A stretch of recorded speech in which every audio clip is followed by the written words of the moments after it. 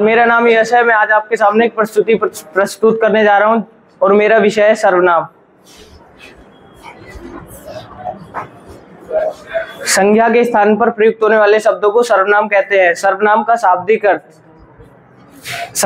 शाब्दिक अर्थ यानी सर्व यानी सबका नाम होता है और सर्वनाम का सबसे अधिक प्रयोग वाक्य में आए सर्वनाम संज्ञा को उसी रूप में बार बार आने से बचाने के लिए होता है।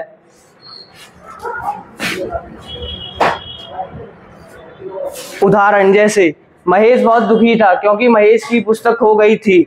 मैंने महेश को अपनी पुस्तक दे दी। अब देखते हैं इस सर्वनाम के प्रयोग से इस वाक्य को। महेश बहुत दुखी था क्योंकि उसकी पुस्तक खो गई थी। मैंने उसे अपनी पुस्तक दे दी। इस वाक्य में क्यों उसे, उसकी और उसे सर्वनाम है।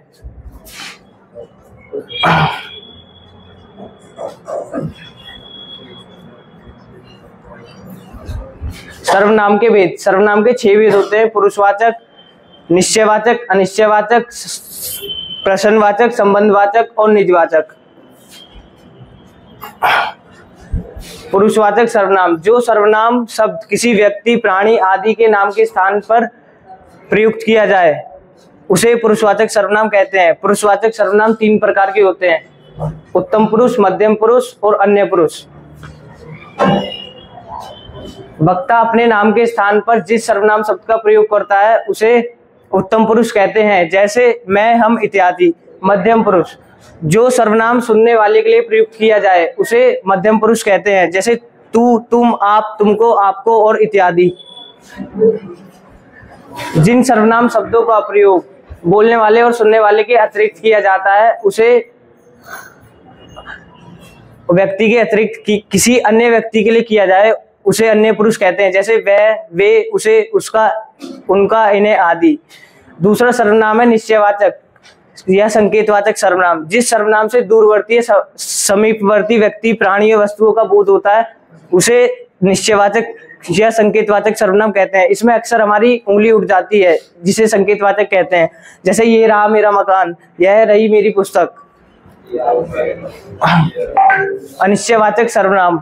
जिस सर्वनाम से किसी निश्चित व्यक्ति, प्राणी या वस्तु का बोध नहीं होता है उसे अनिश्चयवाचक सर्वनाम कहते हैं, जैसे कोई दरवाजा खटखटा रहा है, दूध में कुछ पड़ा है। प्रश्नवाचक सर्वनाम।